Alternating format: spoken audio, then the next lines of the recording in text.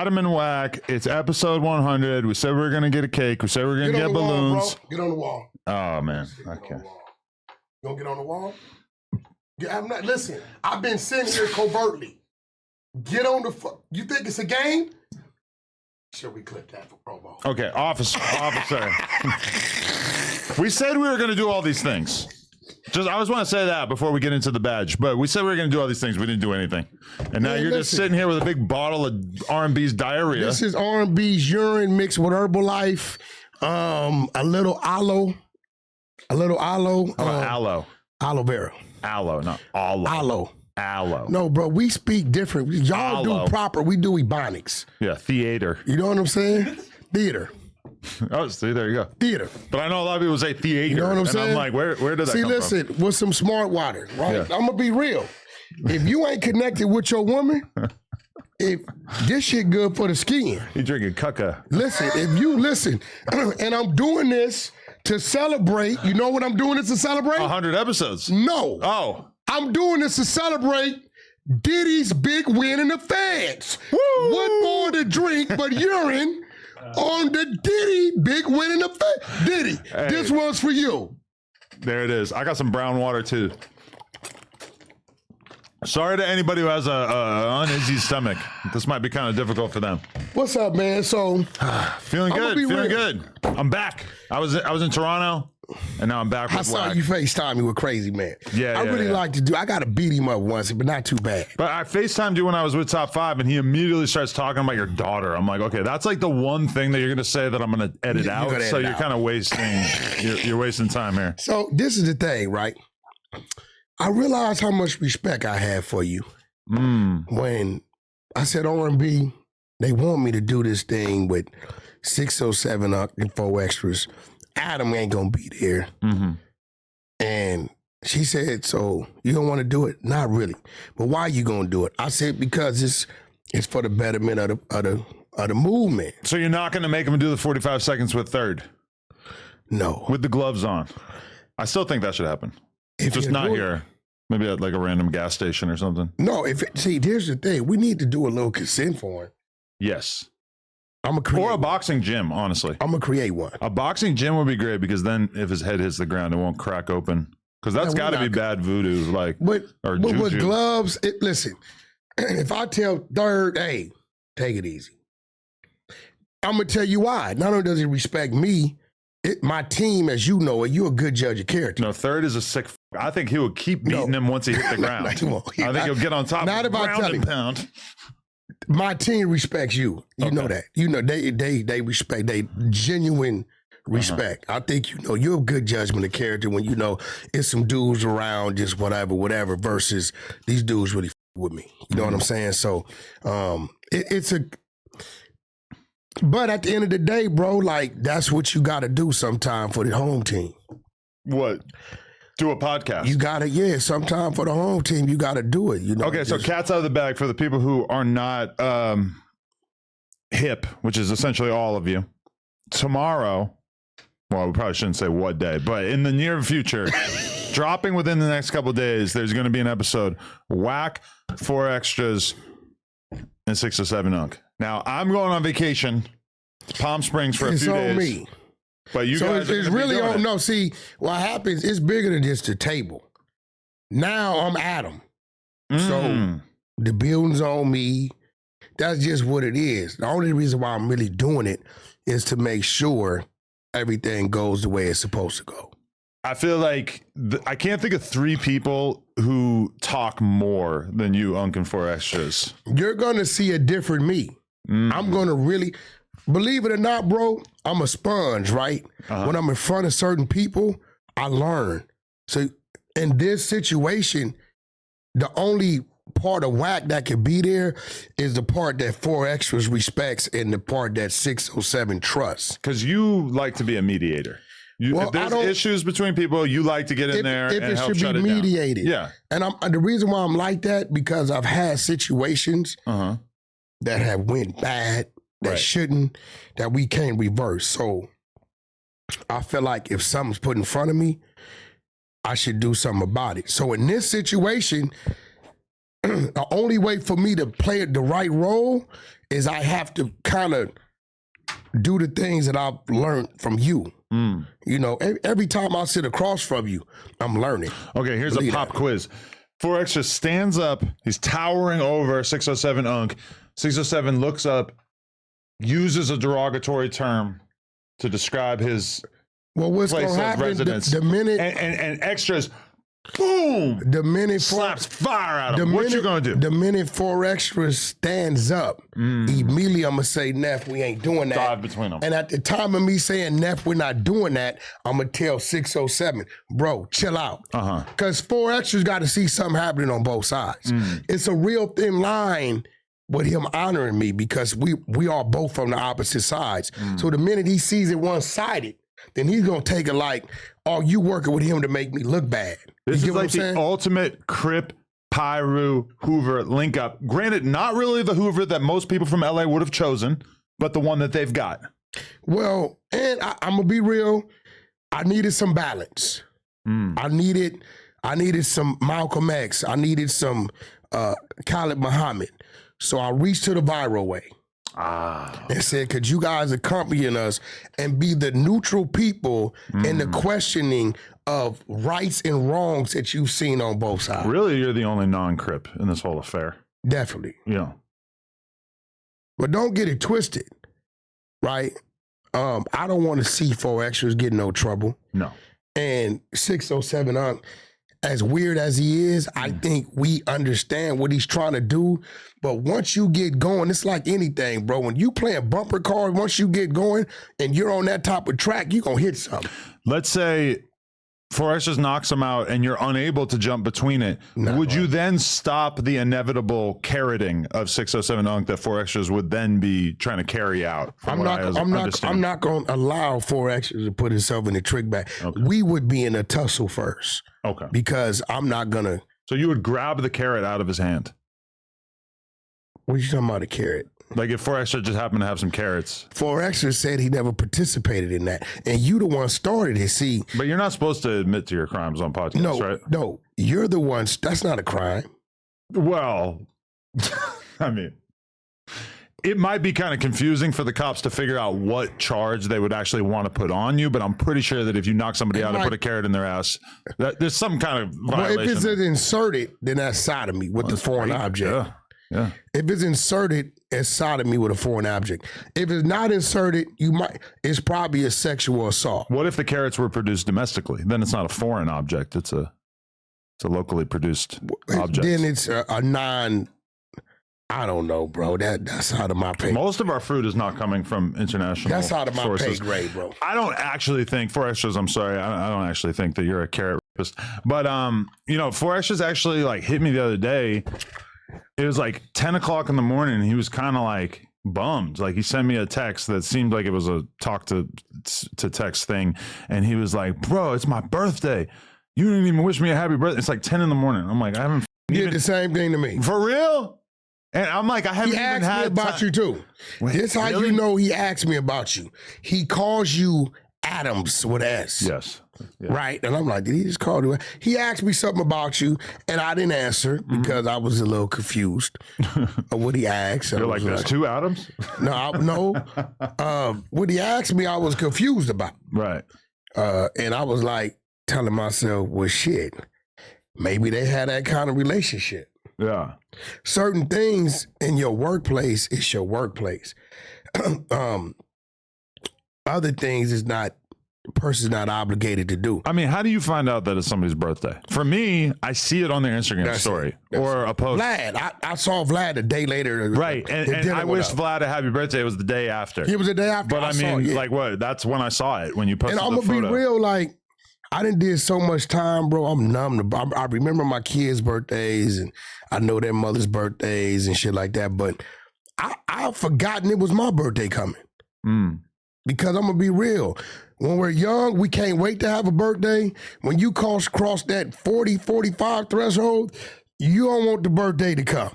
Yeah, you're dreading it. Like 42 sounds worse than 41. I'm perfectly happy staying 41. 42, fine. I know it's coming, but when 43 hits, you're gonna be like, oh man. Oh, and the closer you get to 50, because like when you're 35 and you're like you feel 40 creeping up, you're kind of like, oh goddamn, 40. Bro, I'm looking at 50, like, oh. I was looking at an interview we did. First one, me, you, and Blueface. Yeah. When you were over there in Hollywood, right? Yeah. That's like what, 6 years ago? That was probably 2019. 19, right? Like 6 years ago, right? Yeah. So I'm looking at that and I'm like, damn, bro, I was 42. Like I hit 48. I remember 45. I'm like, damn. I think because he's in jail a lot and he's probably not on the street a lot for his birthday, it's probably like a thing for him. Because my thing is that I've never, like, I was thinking about it because he was kind of giving me some grief. Like, damn, you didn't get him anything. You didn't get me a gift.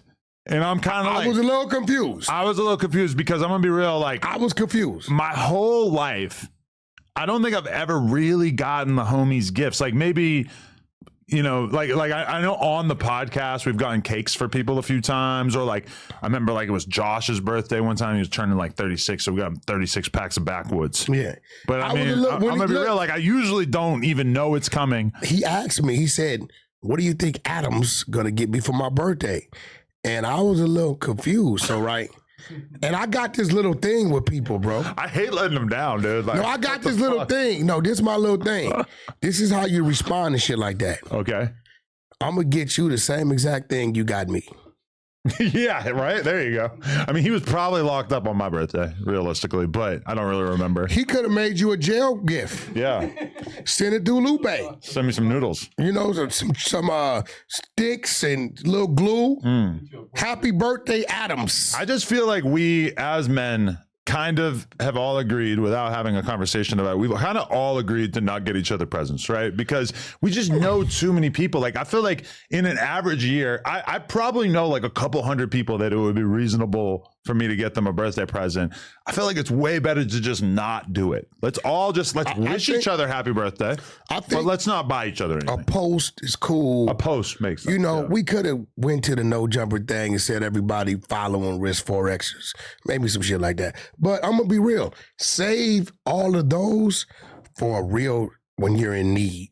Yeah. You know what I'm saying? Put that call in. If you feel like you got that kind of friendship, the way, bro, listen, man, I just took a hit.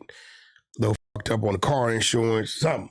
You know what I'm saying? But for you to expect that at this age, we got to be 30-something. What is he, 34? 36, 36? I mean, I already have like so much anxiety about every year having to think of a birthday gift for my girl, a Christmas present, an anniversary present, a Mother's Day present. Did I say Valentine's Day? And then that's just my girl. And then I have my kid, who realistically, most of these apply to her as well. I have my mom. I feel like that's enough gift giving for me. That's upwards of like 15 gifts a year. That's it, bro. I don't listen. He asked me. I just didn't really say nothing. I was like, that's some crazy shit. I didn't know what to say. But okay, so you've been, as you hinted at earlier, you've been captured by this drama because people spotted you with a badge inside. First, it was Freeway Rick, the Vlad. That's how it started, right? I felt like you didn't keep the same energy. He started going in on you, and you were just like, I got a little respect for him. Okay. I had to flip on him yesterday. He got out of line yesterday. So not on Vlad. Like you guys subsequently were talking about it? I think 600 recorded this shit. Is up on his page. Okay. 600 recorded. Because he said some weird shit. He said, yeah, I see you're getting the pressure. My Zoe boys saw you in Miami and chased you down and you ran to the cops.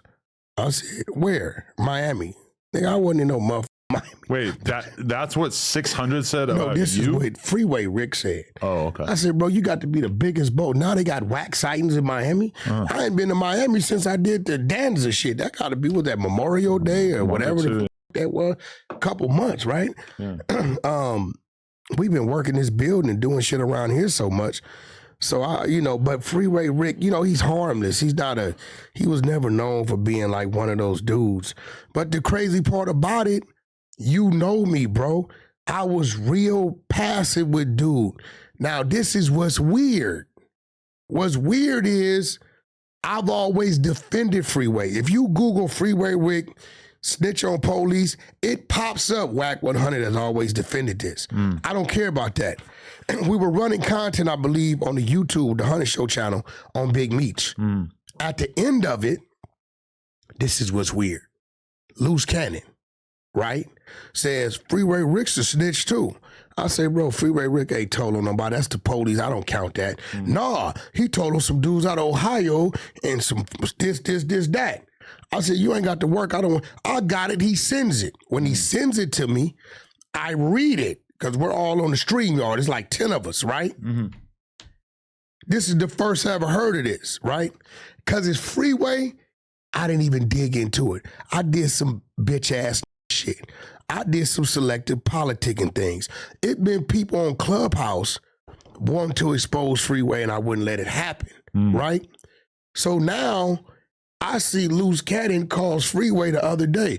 I see what Wack punk ass did to you. That ain't right. Bozo, you the one alerted us to the paperwork. You was the one I was battling against. He didn't. You're the one sent us. I had never in my life knew about Ohio, right? We got the clip. I'm just waiting to expose it, right? So I had this call on the expose. I'm like, Rick, I let it go. Nah, man, if you say it, where it's at. Ain't nothing that ever says that, this, that.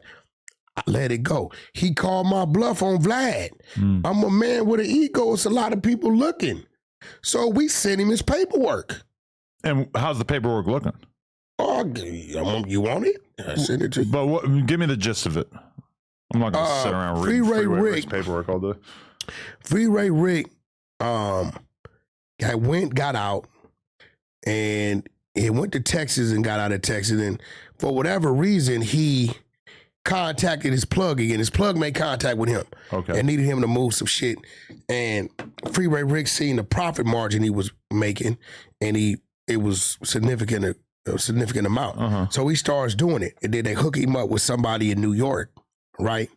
Somewhere in there, he gets busted. So he tells on the plug, he tells on the other people in the operation, these aren't LAPD. You're saying this is all in his paperwork, clear as day? Like there's no debate to be had? There's no motherfucking debate. Ain't no debate. You go, I put it in my story. You go to Section 3, defense is clear as day. You go to Section 3, it's going to say defense and shit. He's telling it. It's a nice little paragraph, but Section 3 defense, and that's what it is. So we talked to him yesterday. He said, I don't care, man. Section 3 defense. Right there, brother. If you read going down, you're going to see he's telling. In the defense case, Ross's attorney called Los Angeles Assistant U.S. Attorney Michael Emick, the prosecutor in the Big Spender trial, and elicited testimony about the nature of the case and the extent of Ross's cooperation. Ross's defense, however, focused on a claim of entrapment.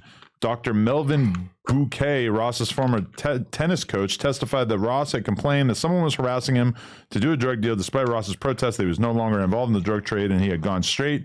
James Gallipeau, a Los Angeles probation officer who had worked with Ross on anti-gang projects, testified that Ross was addicted to the drug business and was very vulnerable after he was released from jail. Ross's girlfriend, Marilyn Stubblefield, testified that Blandon and his wife had made frequent calls to Ross. Oh, okay. Keep reading. He's going to tell. Ross testified on his own behalf and told of his story in the drug trade. He testified that his business had grown rapidly once Blandon began to supply him cocaine at a low price. Ross said that he and Blandon became friends as Blandon taught him about the drug trade. Ross testified that he tried to get out of the drug business after his run-in with the corrupt officers in Los Angeles, but Blandon kept trying to pull him back in. Ross said that he always did what Blandon wanted him to do because he was De Niro, you know? He was like, my God, my number one person. I wanted to be De Niro. Ross testified that Blandon was still involved in the drug trade after he moved back to Miami, and that both Ross and his partner Ollie Newell negotiated drug deals with Blandon there. Ross testified that even after he moved to Cincinnati to get out of the drug business, Blandon kept pulling him back in. After Ross moved back to Los Angeles from Cincinnati, he tried to stay away from drugs and follow his dream of working on a performance theater for youth in the neighborhood, but instead he found himself arrested in the Ohio charges. When he was released from prison in Texas, he was working as a garbage hauler, trying to earn money to pursue his dream of organizing community theater. But Blandon contacted him and asked him to call Blandon collect in Nicaragua from a payphone. When Ross called, Blandon told him that Tony had stolen money from Blandon and that Blandon needed Ross to help him to earn money back. Ross testified that he repeatedly told Blandon that he did not want to be involved in drugs, but he nevertheless maintained contact with Blandon because he wanted to sell Blandon a car. Ross said that he asked about the price of drugs in the tape recorded conversation. Then the tape recorded conversation because it was just a habit to ask. Although he had no desire or ability to conduct a drug transaction, Ross testified that he was in the palm of Blandon's hand. I was like his puppet. You could pick me up. You know, he could tell me to do almost anything. I would have done it for him. Ross said that Blandon had asked Ross to kill someone for him before, but that Ross had refused because he had strong feelings about killing people. Got to give it to him on that. He telling about him trying to get him to do a murder. Keep talking. That's one telling. Okay.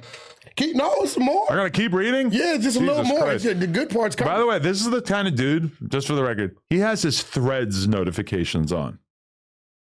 I don't know what that is. Threads is like the Twitter clone that Instagram started. That I didn't know anyone had their notifications on. I don't know what that is. Ross stated that he had not participated in the negotiations between Chris and Blandon, but had merely been present. Finally, Ross testified that he agreed to do the drug deal with Blandon because Leroy Brown was lending Ross money for his community theater and had promised to forgive the loan if Ross introduced him to Blandon. Ross testified that he had never intended to engage in drug dealing until Blandon started calling him. Yeah, and then this next part is conviction and sentence. Yeah, okay, no, just the 3-part, right? Okay. So he tells on the whole operation. This is some more paperwork too. So this was after he got out of prison. You read it? He did what, like 20 years? Whatever. Then he gets out. Whatever the fuck trying to live a straight life. Somebody starts trying to wrap him back up into the game. I don't know whatever it is. What I told him is what I read prior to, that had nothing to do with telling on police. That ain't the LAPD. I don't care about Ross telling on LAPD. And, you know, at the end of the day, everybody knows, you know me. I know you was like, okay, Wack's about to flip. Mm-hmm. I had a little respect for Freeway Rick, right? He was a hustler. I don't really see dude as no violent dude like that, cool or whatever, right? But he made me. He like, once you tell me you're lying, you never read that, at that point, right, I gotta go get it. Because then I would be in violation. Now they can say, well, Freeway, Wack didn't just make it up. Now, Freeway, you said a dude in Miami said he chased me 2 days ago and I ran to the police in Miami. Until I hear that come out that man's mouth, I got to take it like you made that up. We in the same situation.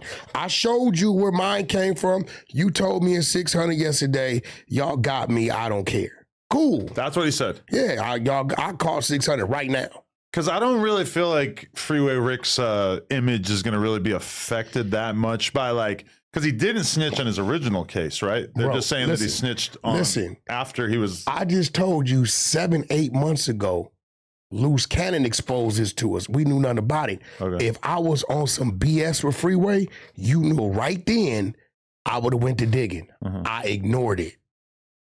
R&B was running the board that day. She does the stream art shit. I ignored it. I didn't even want to talk about it. Vlad asked me, and I'm like, nah, bro, there's some more to that. And I guess Vlad, he brought it up to him, and then they FaceTime me. But, you know, I didn't want to go up. It's just, you know, Freeway he always been all right with me, bro. But all y'all out there selective politic, and this is why I tell y'all the streets is a myth. I got dudes want to get mad and say, why Wack do Freeway like that? Hey, bro, a rat is a rat. That's it. Right. You know what I'm saying? Now, if you are still cool with that rat, or you want to do business with that rat, that's your business. Me personally, when I want to do 6ix9ine, I told the world I'm doing business with 6ix9ine. Yes, he's a rat.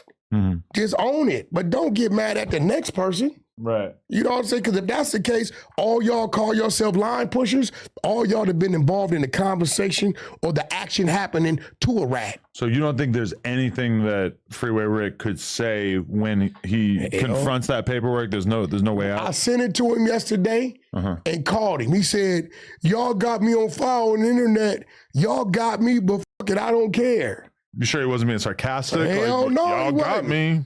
No, he said, y'all got it. He's like, Freeway never denied it. He just said, you can't get the paperwork. The exposers, Prince, shout out to Prince from Brooklyn. He's the one that went and did the digging and got that. And he got more. I'm just chilling. Hopefully Freeway Rick kick back because I got some more that says some more, even more crazy shit. Right. You know what I'm saying? I'm not looking to get no brownie points off Freeway. You know, Freeway's a humble dude. You really can't do nothing to him. He's an older dude. You know, he I called him on the shit. I don't celebrate drug dealers. You do 20 years for selling dope, you get out thinking you're going to get a Nelson Mandela parade. Nah, nigga, you destroyed our community. Okay, but this is hip hop. We gotta celebrate drug dealers. No. It's part of the culture. Nah. We do. Nah. No, we do though.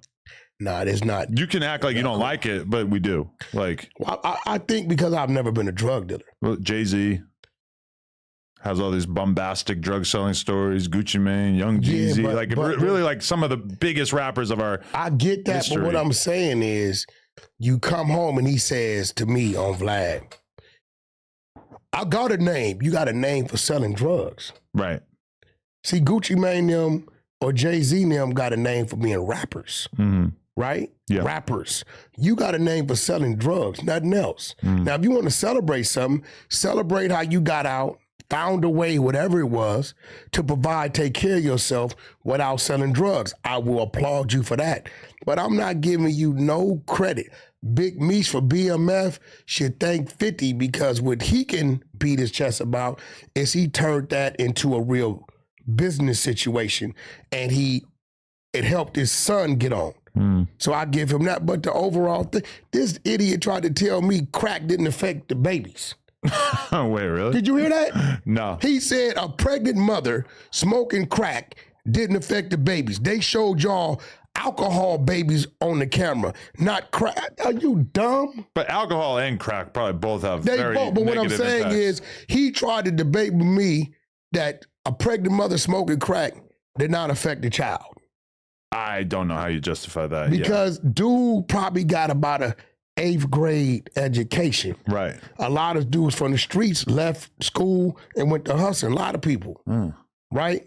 And for him to understand and believe that, he's still trying to justify his wrong. They could just own it. That's it. Man, I like Rick, so hopefully he's got a good alibi associated with all this. He don't. He just need to be who he is because the bottom line is the people that deal with him gonna deal with him. The youngsters that don't know him don't know him. But is his excuse going to be like, I didn't take part in this criminal conspiracy. They just asked me to, and I said no. No, because he told on the plug in New York, the dude in Miami, and dudes in Ohio. So these are people that he actually did do business with. He told on them. He did business with them. And his whole thing was, they forced me to do the business. Man, you don't tell nobody, dude, asked me to have somebody killed. Right. Like, nigga, what is you talking about? It's just real. So, look, if you fuck with Rick. I still fuck with Rick, but you use a rat. So, you know, I don't deal drugs, but if I was, like, into that lane, I would know not to have them discussions or anything around him, period, right? But, okay. I heard Vlad saying this the other day, and I was just wondering if you agree with this. If you tell me I'm going to kill somebody, and I got nothing to do with it, but you just tell me that you're planning on killing somebody, and I don't do anything about it, I just keep on living my life, can I be charged as part of a criminal conspiracy? I educated Vlad on that. Okay. They got a name for it. If you watch me rob somebody and you don't call in and give the details of what you saw, and they can prove that, they will charge you. It's a federal offense. Really? Yeah. It's got to be kind of hard to prove that I saw it or knew about it, though, right? Well, I mean, however they prove it, you know. And okay, like, how big does a crime have to be in order for me to be required to report it? Every crime you see. So if I see a guy shoplifting a candy bar, I got to tell? Let me make sense of this. You do know you as a U.S. citizen can make a citizen's arrest. I've heard about this. Yeah. On a civilian as well as an officer. Okay. This is real. So the bad part about this, what needs to happen in our schools, brother, I think started in junior high school, or it need to probably be some type of curriculum in high school. They need to start teaching U.S. citizens the federal law. Okay. Because these are the same laws they're going to use against you. ignorance of the law is not an excuse. Look, show the screen. Can I do a citizen's arrest on a cop? Short answer, technically yes, in a rare case, but practically hell no. Here's the raw truth. The citizen's arrest is when a regular person detains someone they believe committed a crime. In most states, that's only legal if a felony was committed. Okay, so the candy bar stealing doesn't go to this level. It's done in your presence and you use reasonable force, but trying to arrest a cop, that's a whole different beast. Why it's almost never a good idea. Cops are protected under the law while doing their jobs, even if they mess up. Unless they're clearly committing a felony, not committed to their duty, courts give them a pass. If you try to arrest a cop and you're wrong, you're likely going to jail. Also, they are armed and backed. You try to detain a cop, now it's interfering with law enforcement, resisting, or worse, assault on an officer. Even if you're legally right, good luck proving that when it's their words, your words versus theirs, and they have body cam footage.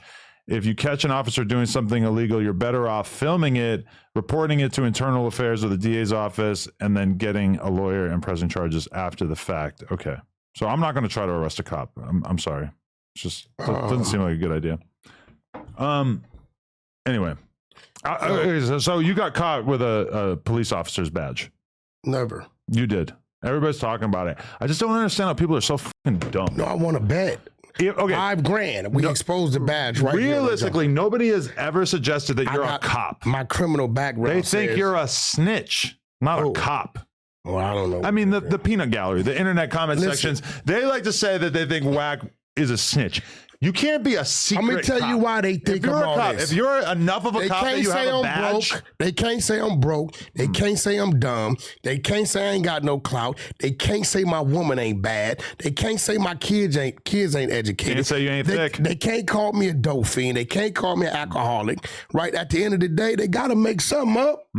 See, when I call somebody a rat, you know what I provide? Paperwork. We got the work. We got the work.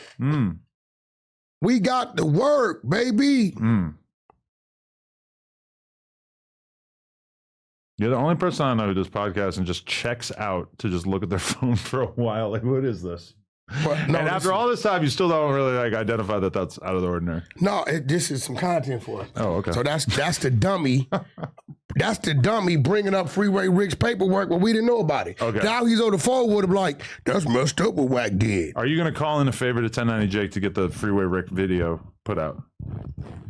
You know what? I just talked to 1090 the other day. Okay. But he was telling me about the Larry Hoover shit. Yeah. He's serious. What? The snitching. He's like on some Trap Lord Ross type of shit. Right. You know how Trap Lord, when he put together his content? Yeah. He's really, really putting that together. 1090 does like his own research, I think, whereas Trap Lord has like a big ass research team. Does it? Yeah, because 1090 ain't playing. He'll tell somebody on his team, hey, I want you to spend the next couple days going through Wack's Facebook page back to 2006. Yeah. And then they'll literally like go through 1090 ain't playing. I talked to him the other day. 1090 ain't playing.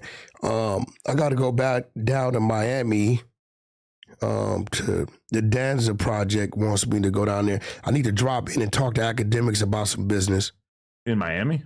No, I'm going to drop in. I'm going to hit New York or Jersey first. I mean, 1090 told me what he was being offered to do a podcast with you on the Danza Project. And I just had to say, nah, can't do that. It's too much. But that's not enough money for him? It's just like we wouldn't be able to pay the amount that he was talking about Danza potentially offering for you guys to sit down. They ain't offering. I mean, I ain't going to say what they offered him, but, you know. No, I'm just going down. Rich for my blood. I'm going, not Danza. He just want me to come down on a one-on-one. If 1090 ready, then we could do that. If not, they'll do that later on. Yeah, I'll probably run down in your ass. Can we actually talk about the fucking badge thing without talking about some other random thing? So you were on stream with Snoopy Badass, not together, but separately, having a conversation. And then you were fumbling with your wallet and people saw a badge, which you just showed me. It's like a friend's badge. Oh, we're not supposed to. Okay. I went to buy some 15 fertilizer. For those of you guys don't know, if your sprinkler stopped working, you're gone from the house a week or two, and you got brown spots, 15 fertilizer. Put it on there, water it heavy, come back green as bud. And I just happened to go pay for it. And I mean, you know, my wallet's been my wallet for like 10 years, 8 years. So I just opened my wallet and they happened to see the badge. I feel like I don't like. This makes me think less of people that they are falling for this, because like Remo's telling me that people that we really fuck with are hitting him up, completely convinced that you're a cop, and like they just want to know what we're gonna do. What who gonna do? If I was a cop, what is no jumper supposed to do? Stop fucking with you, I think. Oh, that's how that works. Y'all gangsters, that what the fuck is? I mean, I guess that's like what people expect us. I mean, it would be kind of weird if we had an undercover cop with a show on the podcast. But here goes the thing, bro. Now, see, here goes the common sense factor. This is why I have no respect for the streets.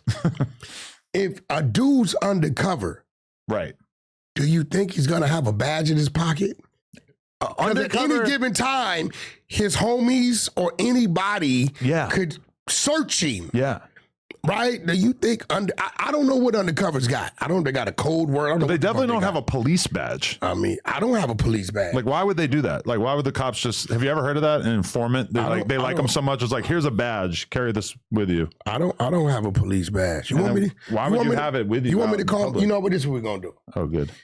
We're going to call my daughter. And we're going to see if she knows about this badge and where it came from. Well, your daughter could easily be part of this conspiracy. No, not at all. Yeah, she's part of it. No. Well, she is, because she kind of got it for me. My point is just that anybody who's dumb enough to think that this is true probably isn't going to be convinced by a phone call. Baby girl. Yes. Okay, you're live on No Jumper. Hello? Hello? You're live on No Jumper. You hear me? Yo. She's over your ass.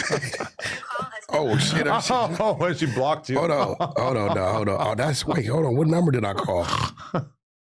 This is the daughter that was there when White Dolomite did the prank on you. I might have hit. That might have been somebody fucking totally different. I think I called the wrong number. You don't know your daughter's name? No, she changed her number until to call me back. God, you're on the outs. Yeah, but she kind of got it for me because it came through her. Well, she really didn't, but you want the real story? I mean, I get it. It's like it says friends on it or whatever. Like you got it as a gift from somebody. Okay, no, so this is what it is. My daughter has a friend, and she would travel with us. Okay. And you know, my daughter's friend, I treat her like she's my daughter. So my daughter's first class, she's first class. Mm-hmm. If I take my daughter shopping, where I didn't take her to London, Paris, everywhere, I'm going to let her shop. Mm-hmm. So I guess she told her dad, you know, like, yeah, Dad, I get to fly first class with him and whatever. Well, you'd probably have to be talking to the dad if you're going to be taking a random girl that's not your daughter on trips and stuff. No, right? The two women were talking. Okay. I didn't really know the dad. I don't know if they were separated or whatever. But the dad, I had a it was the graduation. The graduation, they both went to graduation, so the dad showed up. They did it in my backyard, you know, all the pictures and BS, right? And so when he showed up, he pulled me to the side and introduced himself to me. He said, I got a gift for you. Now, this particular dude is an ex-street dude. Okay. From out of, I think Legend. He's from like Legend or IBC, one of the two, Inglewood area, right? He said, yo, I got something for you that'll come in handy for you. So he gave me this little wrapper. So I opened it up and it's the wallet. I said, what's this? He said, it's a officer's family credential, right? I said, well, what is it? He said, every officer gets like officer's wife, mom, dad, son, brother, so on and so forth.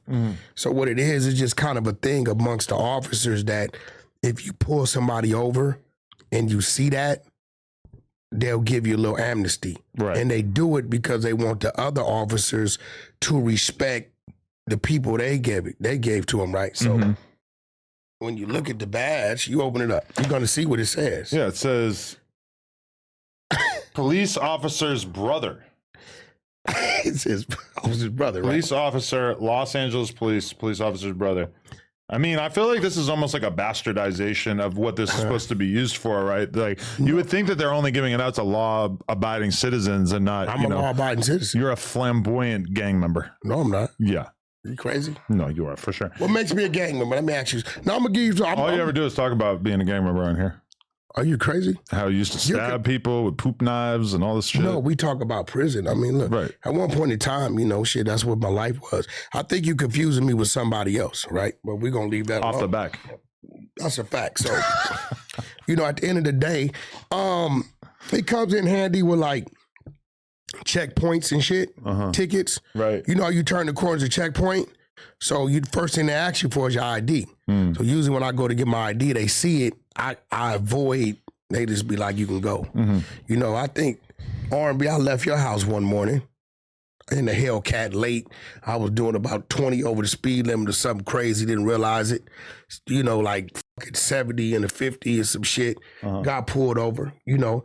And when I went to, you know, when you went to show him you'll get your license, as soon as he saw it, he was like, hey man, just slow it down and boom. So that's what it is. So, you know, I don't hide it from nobody. Like, it's no secret. I've talked about this shit on Clubhouse. Like, but you get a bunch of dudes. The crazy part about it is if you use your common sense, right, and say, all right, we know Wack's been to prison. Right. This is what we know, right? We know this dude did extensive time driving trucks. We know he's did extensive time traveling around in the music industry. Well, when the I got time to become a cop? But can you become a cop in like 6 months? Yeah, well, I will tell you this. I'm gonna let the cat out the bag. Wannabe exposers went, took the written test to become a cop, passed it.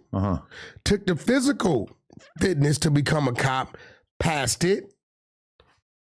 And failed the background check 4 days ago. Really? Failed the background check because of his Clubhouse affiliations? No, he passed the written, passed the physical. It's a reason why 600 been slimming down. Now 600 ain't never been to prison. Right. He ain't never did no time. But they still rejected him. Okay. Now he called me. He said, bro, what you think? I said, go for it. Okay, becoming a cop, 1.5 to 2 years from start to finish. Yeah, I don't know. You gotta. I don't think. I don't know. I never heard of it. I don't think I could ever. I don't even. My son can't even pass a background. You apply to a department. You pass the hiring process, which takes 1 to 6 months. You go to the police academy to 4 to 6 months full time. She's at work. Field training for 3 to 6 months. Then probation of 1 year total. Oh, and in some states like Texas or Florida, they have shorter academies, so you can be fast tracked into becoming a police officer. So, I got her old number in here. Why do I have that? Let me just delete that. Yeah, I mean that's what it is. I mean, end of the day, bro, you got to remember. Listen, I did what I did yesterday as a little experiment. It felt like a troll. Was it intentional in any way? Yeah, it was definitely intentional. Oh, like it's my fucking wallet, right? So I wanted to see, right, if the hatred was really that. Right. So I did it while I was on there. Soon as I let that fucking stream go, 40,000 in like 3 minutes. It's crazy. What? People just... The views, really? 40,000. So I'm like, yo, this is kind of cool. So anytime I want to feed them some, so now if I want to promote something, you're gonna just do a little troll, pretend to be do some bullshit. Yeah, whatever it is. You know what I'm saying? You know, I might have R&B hit me over the head with a breakable vase, or bang you in the ass with a strap on. But are you okay? Okay, well, since we talking about that. Somebody told me to ask you. Okay. You remember? Sure. The homegirl was promoting lube. Who? The homegirl. My wife? Was promoting lube. Did you allow anal to happen in their segment? No, but also where was she promoting lube? She promoted the shit. She had some lube. I didn't know about a lube deal. I seen it. Wow. She promoted lube, bro. We got to find out. I'm going to have to. She was actually promoting it right. They were on a boat. Okay. They were on the boat and she was promoting the lube on the boat. Okay. Yeah. Let's raise hell. Ask her. Let's call her. It was a boat scene. Hi. Where are you? You're alone? Yeah, why? I'm mad at you. Okay. Wack told me that you were promoting lube, and he believes that there's an anal scene coming. Oh my God. You were on the boat. You were on the boat, and you promoted lube. So I'm like, bro, what the hell was that used for? I asked ChatGPT what lube would prevent me from getting micro tears in my vagina. No, you had a bottle. Those are macro tears. And I used it for my vagina. See, I told you, no cap. She was promoting lube. She had a bottle. I didn't agree to any micro tears. This is some other shit. This is what I'm saying, bro. Yeah, hey, micro tears. So you never shut up about microplastic, and now your vagina has micro tears. Is there anything too micro for you? Hi, sorry, I'm at work. I had a girl once. Okay, daughter. Wait, had a tear. He just took a phone call while I'm already on a phone call. What kind of podcast is this? We running double podcast. All right, hold on. Let's listen to Wack's daughter. Okay, now, daughter, I'm pretty sure you've been seeing everything go viral because they saw my badge. Okay, you don't care about this. All right, thank you. Right? We'll see you in a little bit. Hold on. So I'm going to let you let the cat out the bag and tell Adam in the world where that badge. I told him it kind of came through you. What kind of badge do I have and where the badge came from? It's a brother badge. My best friend / sister, her dad gave it to you for your birthday, maybe? He gave it to me you guys' graduation day in the backyard when you guys were taking pictures. Oh, yes. I don't know when he gave it to you, but I know that's what it was for. How long have I been having this badge? Like 6, 7 years? Since I was in high school, so like 4 years, 5 years. So you're saying that he is a cop? Please, Adam, shut up.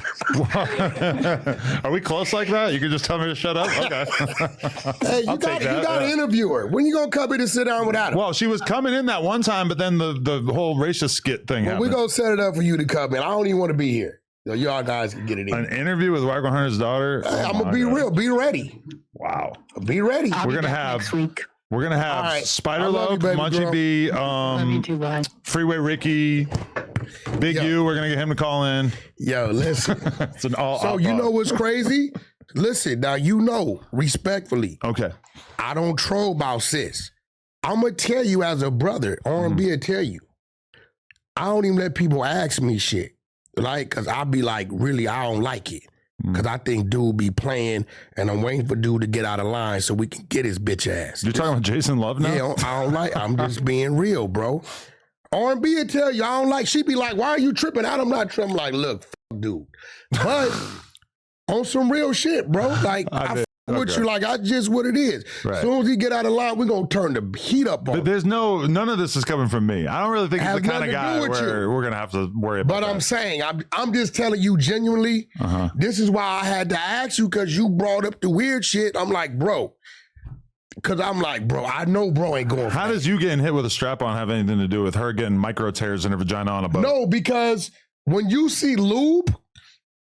My woman is wet. Ain't no lube needed. That's people use lube for vaginal sex as well. My woman is gushy wushy. I don't need no lube. So when I saw lube, I'm like, bro, what the hell is Adam doing? Okay, you didn't even know about the lube promo. I don't really care if there's lube involved or not. But did she do a promo for lube? This is the first time I've heard about this. Nick, listen, you seen what she said? I said no. Okay. You you didn't ask no chat Jeep, none of that shit. Your ass was on the boat. Dude had a Captain Little ship on. You would change it. You changed your clothes. And you held up the bottle and said, and this lube or something is going to come in handy. A bottle of lube. I seen it. You're micro tearing as well. Well, I don't know. Wow. I don't use no lube, right? If I did. Okay, but this is the thing that I think you're ignoring. Listen. You didn't even know about it. Okay, I don't care. Why the fuck would I care about that? But this is the thing. You're supposed to know about the business. That's a check. You might not know about lube, but when you do porn, let me just fill you in. Sometimes it's a lot different than having sex in the real world where you just want to have sex in that moment. Sometimes you have to have sex in weird conditions, like now you're stroking your ego. And I'm just saying that's when you might not need when you might need lube because you don't want to believe that she wants to have sex and turned on and naturally wet. That's cool. I'm with you. Okay. If she wants to have sex, that's totally fine. But I'm just saying, they're on a boat in the middle of the day. Okay, let's get rid of that. You might need lube in case you're not 100% feeling it. I'm going to tell you what the issue is right now. Okay. Because I know you as a businessman. Also, you are a one-trick pony. You literally just resort to talking about this all the time. I'm so over it. No, I didn't. I was talking about you getting smashed in the asshole by your wife. Okay, so when you brought the weird shit up, I brought some real shit up. Yeah, but at least I brought some new weird shit to the table. And I helped you out because you didn't know. I didn't need to know about that. Here go the question. Two things going on, bro. I know for a fact you didn't talk Leonard the business, and ain't nobody pimping the business. We talking about y'all business. Two, where that check at? Because ain't no way she's flashing that bottle. Yeah, use this for such and such.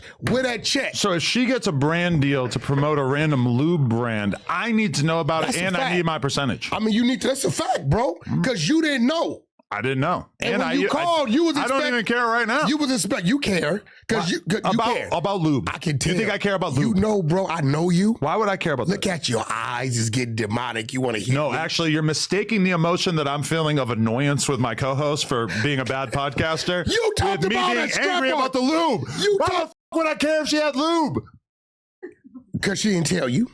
Why would I care about that? Because it was probably a check. There's things that happen every day that I don't tell her about. Not about no checks. Yeah, no, totally. Not about y'all joint. The other day, but that's not joint. She gets a lube deal. She gets a lube deal. Earlier today, I filmed a bunch of ads for everything420.com. You know how many times I mentioned everything420.com to her? Probably never. Well, because this is not joint with her. Yeah. It's joint as a marriage. Okay. Maybe I'm wrong. No but jumper. Me making money if we're married is kind of like no jumper. Thing, right? Is your entity. I think that plug talk. But that wasn't a plug talk scene. Well, I thought everything done under that umbrella is plug talk. No, she can get a lube deal. Okay, and I'll be all right. Let's talk about something more interesting. I mean, you got to stop bringing up gay shit, bro. You getting f***ed in the ass by your wife is not gay. Huh? That's just freaky. That's gay. Let's talk about something. You believe that? I think it's an edge case. So if you believe that, so you doing that? No, I'm not doing that. Anyway, let's talk about something that people outside of our little bubble care about. Let's talk about the Diddy verdict. Your man's beat the case. I know that as a fellow Zestophile, well, for the most part, as a fellow Zestophile, as a person who likes to have freak offs for days at a time, you've got to feel at least a little bit like maybe you're out of the woods as well. No, I don't. I've never had a freak off like in that capacity. You're a coward. I've had a threesome. Okay. But that was like we all traveled together. But the important thing is that Diddy beat the federal racketeering charges. Now he's still on the hook in regards to prostitution. What's important about that? Let me see if you understand the importance of that. It's important because that's the charge that probably would have had him doing an extended prison term. So that one. Two, what's even more important is that now Diddy's case, that becomes case study. So everybody in prison that has any type of charge like this can now use that to come back on appeal.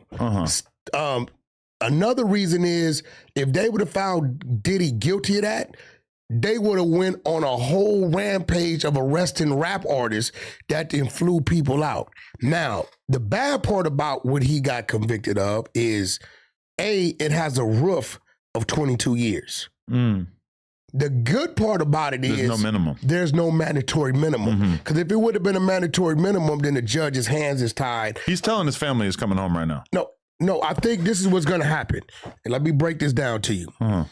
I'm going to resort back to Tupac's situation so you can follow it.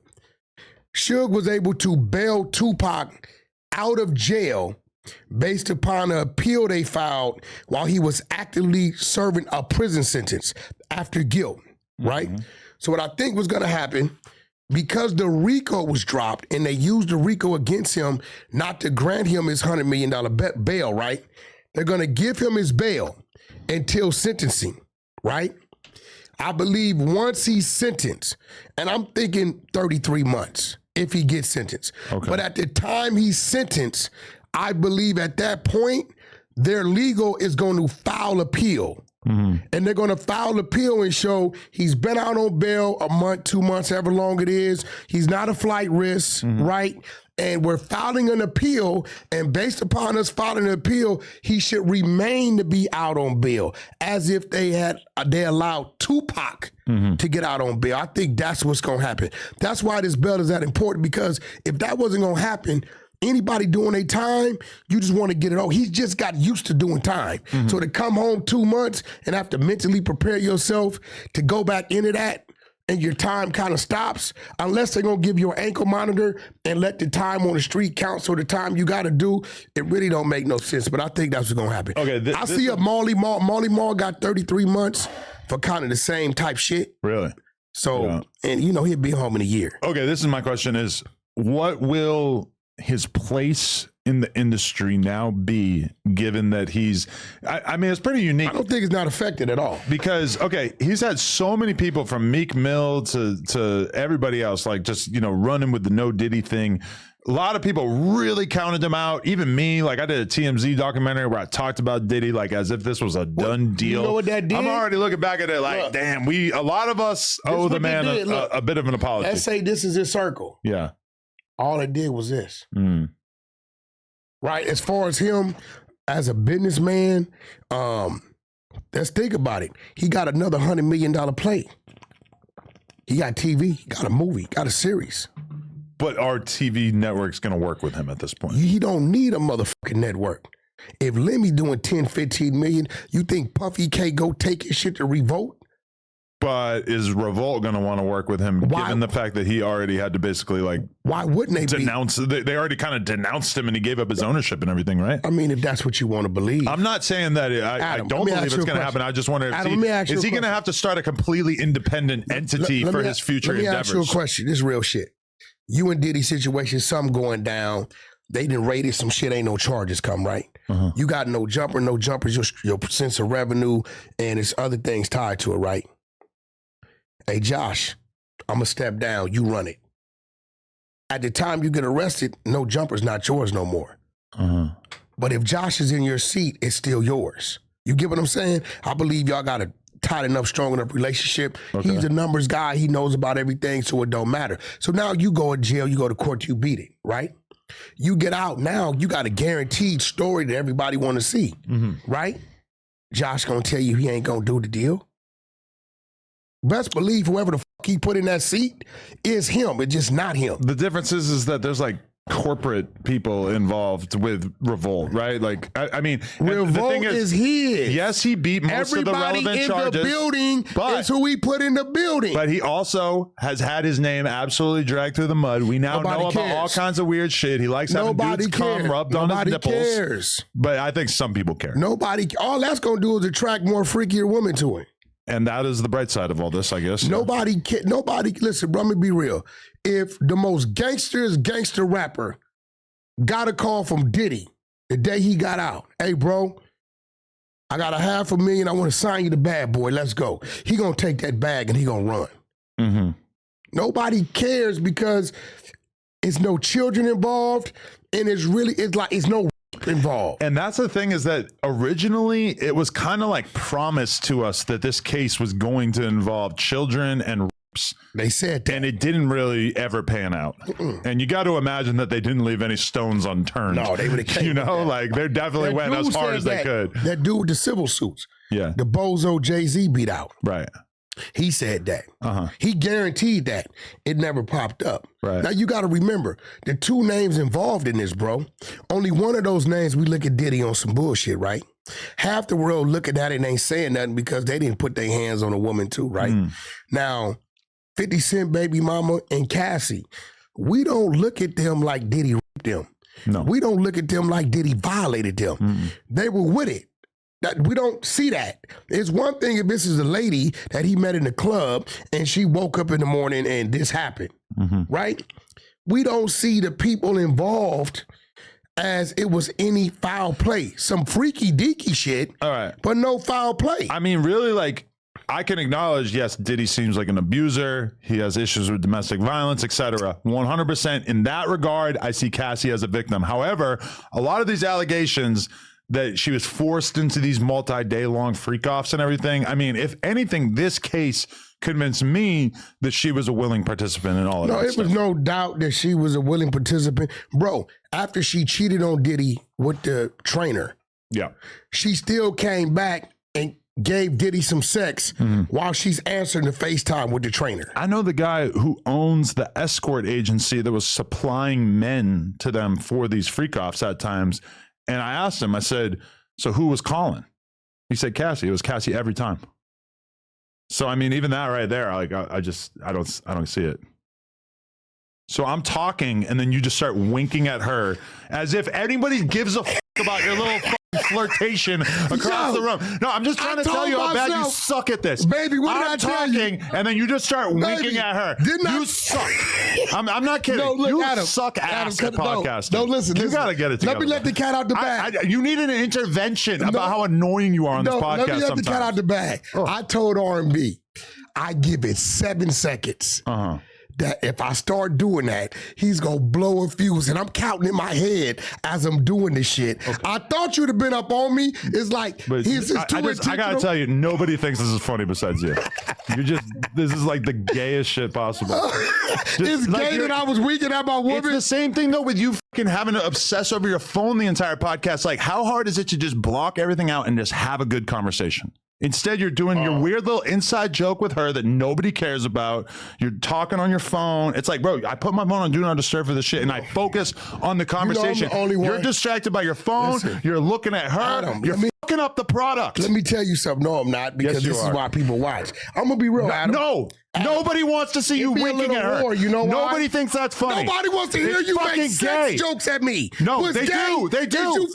Because we all know you're fucking gay. You're gay. You're gay. You're gay. You're gay. You won't do a session with Diddy.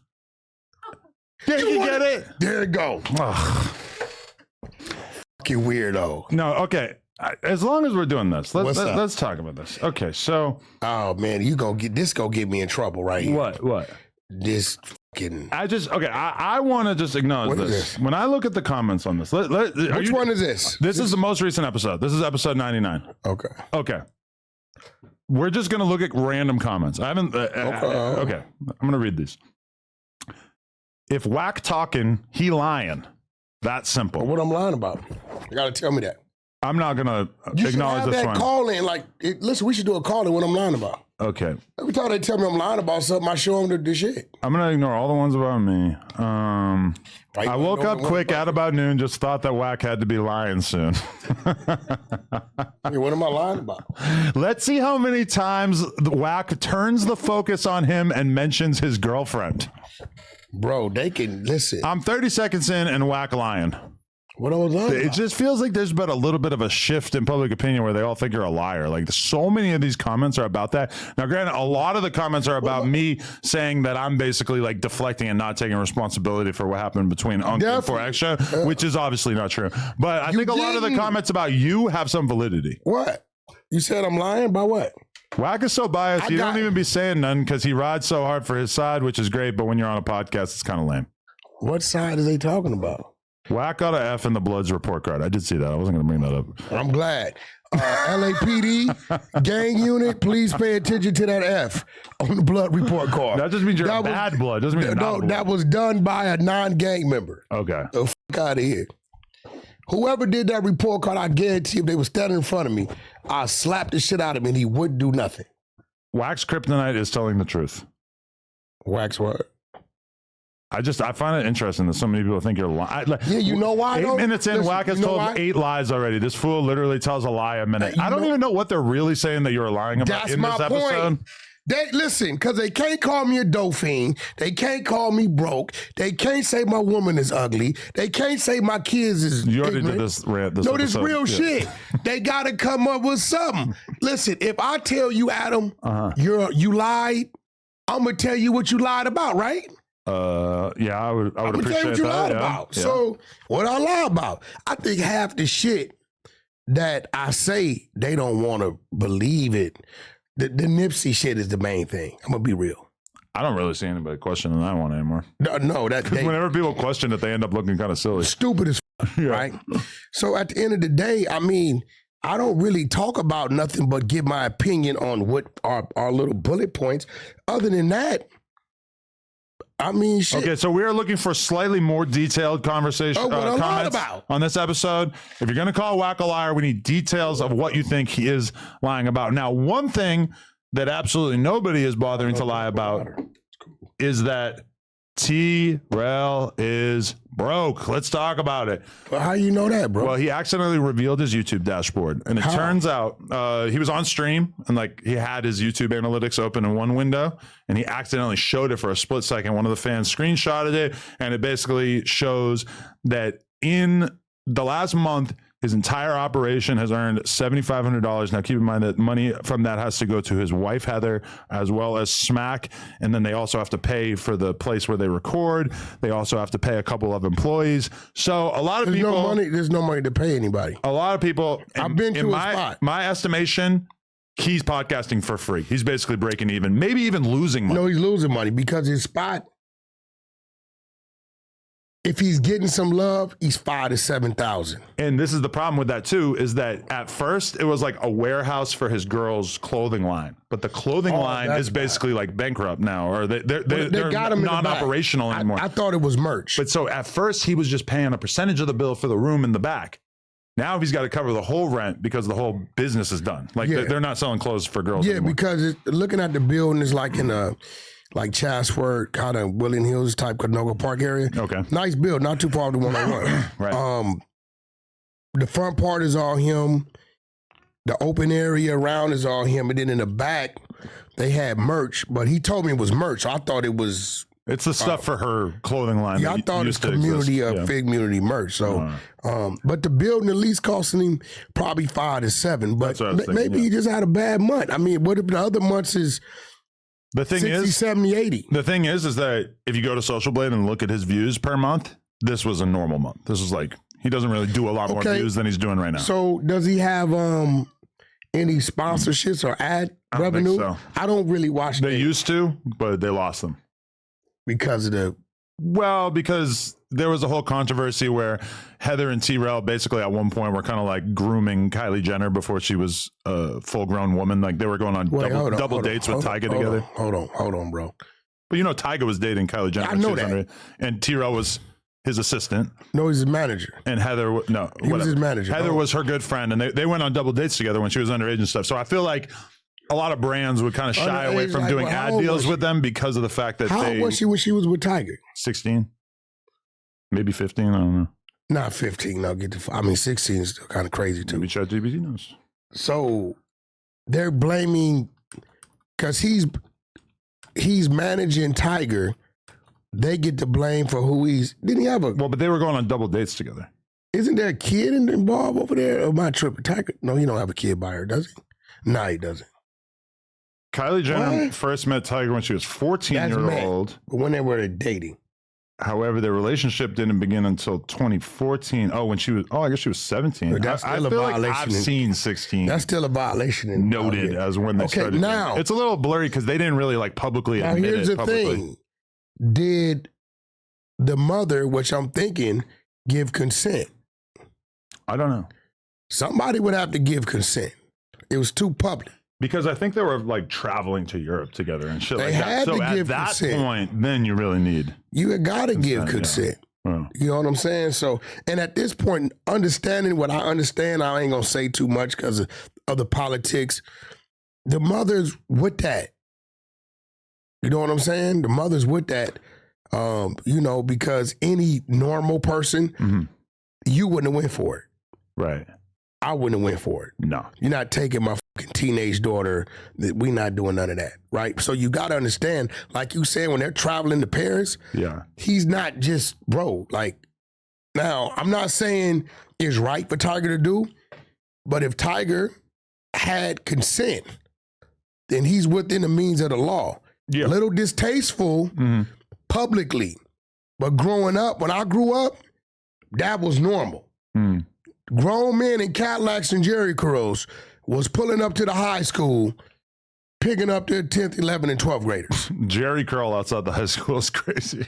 Bro, we talking the 80s and 90s, bro. No, I believe it, yeah. No, this real shit. I'm not saying it's right. When I was 13 and I was in 7th grade, I have the intense memory of realizing that all the girls that I thought were hot in my grade were dating guys who were like 17, 18, etc. Yeah, they pick them up in their cars. And this was like crazy. 4 years before I got a car. What's crazy is even back then, I don't think no documented consent was going on, but they pulled up to the houses and dropped them off, picked them up, probably looked out for the parents. That's just what it was. But in this situation, I think you just saying that, bro. I don't think they call backlash over this dude going somewhere with his client. No, they did. And actually, T-Rell responded to it, and he said, "We grooming billionaires, bitch." He was responding to a comment that was saying that you guys were grooming Kylie Jenner, and he looked at the camera and said, "Yeah, we grooming billionaires, bitch." And that's when they lost it. And I think that's when all the sponsors kind of head for the hills. Crazy. Yeah, yeah, that's crazy. Yeah, so that's kind of crazy. I don't know. I just like, to me, okay, I wonder if T-Rell's going to stick with podcasting, given that he's breaking even. And then I also wonder if at some point, if Heather's going to be like, you know what, I can't just be with a brokey forever, because I feel like she's carrying like an undue part of the weight of. You know, like she probably is sick of having to support him. But I mean, you don't know, bro. You don't know what else T-Rell got going on. No, it's pretty much just this. You don't know that. Yeah, I do. I don't think anybody knows more about him than me. Huh? Y'all got that close? I feel like I'm pretty invested in, his failure. So I've been paying pretty good attention. Yeah. Well, why did he branch off from AD? Because at worst they was in one location. AD's doing pretty well, right? I mean, that I think is kind of the revealing part to a lot of people, is that it's like T-Rell gets way more views than AD.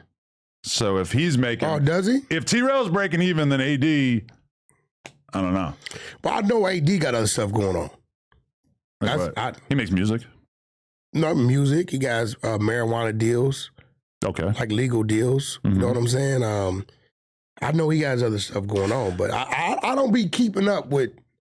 But I guess like the crazy thing for me about realizing that T-Rell's breaking even on podcasting is that it's like he was making pretty good money at No Jumper, and when he left, I think he was making pretty good money for a little while. So I know that he's regretting leaving so bad now, because it's like when he was here, he had an actual job that was profitable, and now that he's working for himself, he's just treading water. So the question is, what can we do to help him? I don't know. Maybe we could like do a Secret Santa for his family when it's Christmas time. No, how about we present a run and we all do it together? What if we help get Heather on a dating app so she can find somebody who's down to... That's his wife, bro, right? Listen. Okay, let me ask you something. I think we need to do a GoFundMe for them. If No Jumper was to fall, do you think Lena would leave you? No. So what makes you think the black woman would leave the black man? She's been dealing with this for so long that it's just kind of... Nah, because... I remember when he had the Tiger contracts, he was doing this thing. He was all right. So I know, but she bought in at that point, and now his shit's all fucked up. So you got to just wonder, like, in her head, is she just going to let him fuck up forever? You do know his strength in the black community. Not in that family, particularly. How do you know that? Well, I mean, I don't know, because you act like you okay, you just said had some one-on-ones with Heather and something. I think that would probably change her life. But all I'm saying is that you say there's strength in the black community. Well, yeah. This particular black man has one arm, so he's not very strong. He has very little physical strength. Did you see Rich Trapper putting his grundle on his neck? The fuck is a grundle? I just know he's on Grindr. It's the space between your balls and your asshole. So they were doing a podcast together, and T-Rell started telling Rich Trapper that he could beat him in a jiu-jitsu match. And Rich Trapper threw him on the couch and wrapped his legs around his head. Now, Rich Trapper is allegedly a gay man. And he got caught on Grindr. And T-Rell also has some rumors that he might be a bisexual man. Nah, T-Rell, come on, bro. I don't know. It was kind of shocking. Did T-Rell just do something? Because I know he went at academics, because you own a T-Rell bashing. Did I miss something? Are we not in this together? Because you are supposed to be a big opt. No, but my thing is we take people down with the facts. We can't be making shit up. Now, the Grundle shit, if that's what you call it, I don't know what. Do you want to see the clip? Yeah, we do know Rich Trapper is gay. We called him on Grindr. We know that. But I don't think we know that. We shouldn't say definitively, but it does seem allegedly. It seems very, very likely. Yeah. So based on what I've seen. But I don't. You attacking Heather? I don't think Heather would lay down on her man, bro. Okay, let's watch this. This is the interaction that they had. Thank you right now, and me and Smack jump you, homie, for saying some bullshit. I'll probably whoop y'all niggas. Nigga, I do this shit every day. We'll beat the shit out of you, homie. No. No, for real, no. Man, we can do a challenge. No. Y'all my niggas, but we can do a challenge. What the challenge?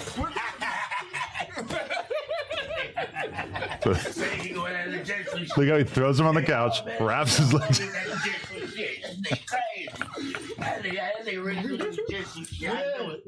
nigga. Yeah, I choked the shit out your ass. Damn, he put his nuts on his back. Okay, you tell me if I'm crazy, neck, bro. Does that indicate that your guest has no respect for you, and that realistically you've probably lost the respect of everybody else who works for you? That was a bad look. I don't understand how he let that happen. To me, that's just like you can't let that shit happen. And he violated the orange couch. Yeah. Yo, I'm gonna ask you a question because you mentioned the name, and I know him. Sure. And I met him about 10 years ago. I've never had a chance to ask him, what's his thoughts about T-Rell? Who? Gucci. Gucci Mane? Is that his name? The dude from Hoover. Oh, Gumby. Gumby. What's his thoughts about? We've had some conversations, but I'll leave that until we actually do a podcast. Yeah, I know him. I met him like right when he first got out. I mean, it's got to be weird for anyone who really like has lived and died by the fucking Hoover sword over the years to have somebody who's really kind of like a wishy-washy participant in that kind of stuff out here, really like doing a podcast, acting like they are a member in a way that, to me, I really don't think they are. So no, he definitely from Hoover. Well, he's from the street Hoover, but he never got put on to become an actual member. He was kind of living off his brother's name. T-Rell from what, Fire Deuce? Well, he grew up around there, yeah. His brother is a real member. Gumby, I don't know, from A-Tray 107. He was something over there. Okay. Gumby's a real motherfucking Hoover, though. No. Like, I know him. We didn't talk business. He did a bunch of time. He sued him, got a bunch of money out the state. No, I was just one. I've never asked him how, and I've never heard them applying any pressure. Like when T-Rell was up here, did that ever go on with, it was a possible No, because problem? why would they really care about that? But I think that once you start a podcast that is really kind of like repping the back on Fig, because they have the orange couch. They're doing interviews with people. They're the name of it really infers it. Definitely people feel a way about it, but it hasn't really come to a head. And I don't want to be the one to push that issue. So, are they tripping? I hear that somebody got tripped on for going to interview with him. So is he? I'm pretty sure Gumby gonna break it down. Well, I think I do know that like what's his name? Odium Slim like got a lot of backlash from going and doing it. But that's just based on some crib shit, Yeah, but that's kind of crazy. Like, they know ODM. I mean, I don't really f with ODM, but I just think that's some hating shit. Yeah, but I guess, like, if you start a podcast, like, if you started a podcast that was just your thing and you called it Hanging with the Pyrus, I mean, you're kind of asking for people to feel a way about going there. Whereas if you start a podcast and call it the Wack 100 Show, then it's like people can choose to f with it or not f with it. But when you do, like, a sort of, like, somebody like 4 Extra, he's 100% committed to this gangster shit. He would never go sit on an orange couch. And 4 Extras, to a certain degree, he's going to be limited. Well, true. But right? I'm just saying he wouldn't do it. But if it was more of like a neutral podcast that just so happened to be run by some dudes from over there. He's not going to be limited in that situation because I don't think doing back on Fig is going to make or break. He wouldn't do it no matter what because he's just not on that at all. Yeah. Because you got, like Adam, on some real shit. I understand you, right? But I hear it all the time. Oh, blood, why you letting him play with you like that, right? I know your character, I know your personality, I understand our show. It's a yin and a yang with this shit. That's what makes our show, right? So this is why you never see a street reaction out of me when you playing and shit, saying shit, right? But at some point, he gotta pick a side. We watched Brick Baby do it. I ain't saying do what Brick did. Brick Baby, when he went to do that 607 Unk show, that day he picked a side. That day he made his mind up, bro, I'm gonna stand on this side of business and screw what they talking about over there.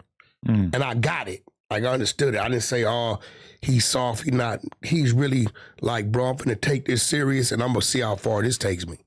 Right? But I don't know, bro. But I don't think that Heather's gonna leave him. I think if his hand is bad, I think she's gonna stay that way. They got children. Yeah. You got to wonder if she feels like she made a good choice with that. But okay, so my my final topic, like at a certain point, you got to just accept. What's like gonna happen? You when made a bad move, and you might want to rethink it. What's gonna happen when he challenges you to arm wrestling? Well, it's going to be limited because a lot of times, as an arm wrestler, you use the other arm to sort of hold yourself to the table, whatever. Okay. Big Sad has issued a warning to artists affiliated with OTR. What is that? Is that trolling? Word on the streets. This is what we deduced last night. Is basically like a while back, Big Sad got in the studio with Lefty Gunplay. They were going to do a song together. At some point while they're together, Lefty Gunplay may or may not have caught wind of the fact that Big Sad has been accused of. No accused. He's a rat. Whatever you say. Got the content. Either way, I guess Lefty at that point kind of like made it clear that he wasn't trying to do the song, and Big Sad definitely felt a way about that. And then I guess like there was another. So Lefty stood on business. Shout out Lefty Gunplay. That's an alleged right there. Big Lefty, no right. I guess there's other issues as well, and so Big Sad's basically just making it clear that he don't fuck with OTR. Yeah. And now a lot of people might primarily associate Lefty Gunplay with OTR, but they do have like many other artists. It's a few people over there he got a problem with. And one of them you seen up here. But and he said the meth heads at OTR, which does anyone else at OTR do meth? I mean, Scando's over there. You seen Lil Scando. Oh, I think that's the dude that Big Sad's been getting into it. They were talking about it. I don't actually know who it is. Yeah. No, he's been here. Okay, the dude. Okay. He had the jacket that got Bloods, Crips, Power, all the gangs on the back of it. Okay. Scando's been here. So Scando's over there under OTR. Shout out Scando. He from Blastafool. It's spelled Scando. Yeah, Blastafool Gangster Crip, I believe. Is it Scando the Dark Lord? That's might. If I see him, I know him. Maybe this is a different guy. Yeah. But their neighborhoods don't get along. Okay. You get what I'm saying? And then I'm gonna tell you who else is over there. Yeah. Associated. T-Money. T-Money, the one member, brought the paperwork. There you go. That's all you need to know right there, yeah. So T-Money's over there, Scando's over there, Lefty kept it real, and that T-Money them probably the one let Lefty know, old boy told. You know what I'm saying? The paperwork's out, it is what it is. The goddamn interrogation is out. But I really believe he's using it as just a clout move to get some attention. Big Sad? Yeah. I feel like Big Sad is... Okay, he clearly took a step back from dealing with so much drama and everything, and I know that like he took a big hold on doing interviews. He hasn't done an interview in over a year at this point. Like I think That's that Wack effect, baby. He wanted That's to take some time, effect, baby. He wanted to take some time to separate himself from all the bullshit that was going on. You can't separate yourself, bro. The aroma of ratting is in the air. See, look, a year ago, he did the No Jumper one with me, DW, and... That's when it went down. I doubled back. And it got a little Mickey and tricky, but... Oh, okay, he did Lil Blood 5 months ago. So, I mean, he's not totally done with it, but he has been kind of... Little dude looks like a little turtle. He does have a turtle vibe, yeah. Yo. Sure. Did you watch the content where I made R&B her first prison spread? I did not watch this. Oh, man, you should have watched it. I did it slow enough so you could try it. And she was scared straight to eat it. It was crazy. Wow. Yeah, it was pretty cool. I love that. How do you feel about the Lil Brazy stuff that's been going on? I feel you're an asshole. Wait, why? For one, wasn't nothing spectacular about him to have him up here. Two, he's an up-and-coming star. I'm not going to let you get away with that bullshit. You're exploiting him. He's a kid. You say he's an up-and-coming rapper. You asked him and said some very weird things that I got attacked over. Like what? Okay, I'm pretty sure chick 19, 20, you're gonna smash. Now I'm getting attacked. Oh, you're sitting up there. First they said the dude was like 12 years old. No, 15. He was talking about all the chicks that he wants to bang and how he wants to be introduced to porn stars and You stuff. shouldn't have that conversation with him. Well, I didn't want to, but I had to deal with it. No, you should shoot shit. He comes on here. He wants to learn about the birds and the bees. No. I'm going to give it to him. That's not your place. I got attacked and attacked. I'm like, bro, he's just answering. He's not insinuating. He's not grooming. He's not telling it. He didn't bring a chick in to sit on his lap. Like, get the fuck out of here. I mean, bro. he's basically like telling me he wants to bang my wife. Yeah, you shouldn't be having them type of conversation. Well, I agree, but that's up to him. He's the one bringing this up to me. No, you should kill that. He's like, I want to do a photo shoot with Lena. He's 15, bro. Right. I agree. All right. But that's why I had him on, so we could try to. Puffy's bed is going to be open. Sense into him. Puffy's bed's going to be open. Do you think Lil Brazy would be invited to the freak-offs? That's another case. We're not having that conversation, bro. Okay, but so 15-year-old. Lil Brazy need to take his ass to school. So he's signed to OCR now. Okay. So he's amongst the greats of Los Angeles, the Lefty Gun plays and whatnot. And apparently they're bringing him up in this game. To me, like, okay, me sitting here having a conversation with him in which he disses the Norteños or the Sureños or whatever, and we tell him that he shouldn't do that, bro. Exactly. He shouldn't have did that. Where he from, Utah? Ogden, Utah. So why did Lush allow that to happen? Don't he hang out with the Sureños? Lush has a little bit of a glazing problem. You know, people will say things in front of him and he kind of knows that he's supposed to stand on business, and he just kind of has a hard time jumping out the window, even when it's a 15-year-old white kid. I wouldn't even allow that if I was here. Okay, but my thing is, now you've got the label who signs him. They've got him outside shooting videos with all kinds of gang members and different people's sections and stuff like that. How come they don't get any blame for this? They should. I'm going to tell you this. They keep his ass outside with them DCOchos. They going to find out how it go. What's a DCOcho? 18th Street. Okay. And I'm going to keep it 100. Like MS, like Florence, you know what I'm saying? Like, you know, East LA, some of these neighborhoods is so deep and they ain't playing with it. Like, they ain't playing with that. It ain't gonna just be about him. It's who associated with him. That ain't a walk in the park. So everybody ain't playing, bro. But if he's with ATR or OTR, realistically, give a fuck about that. But shit. I'm saying, like, they're gonna probably help him to massage these issues, right? OTR ain't got enough. First of all, they shouldn't even want to be mixed with that, because all that's gonna bring is a fall of their label. You think? That's a what? You think that he's gonna single-handedly bring down the hottest label on the West Coast? Dude keeps disrespecting gangs like that.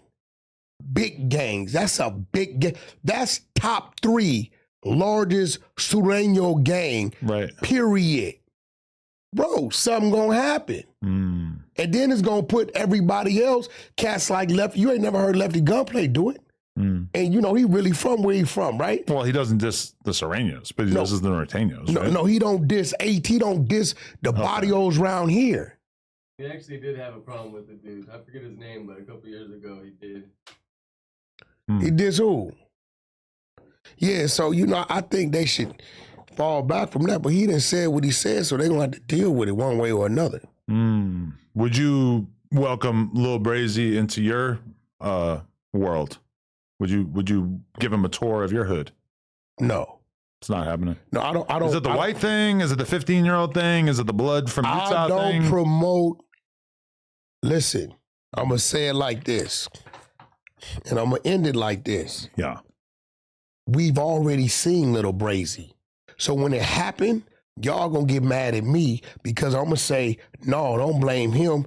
He was what he was. Y'all chose to do that. We seen Lil Brazy already, have we not?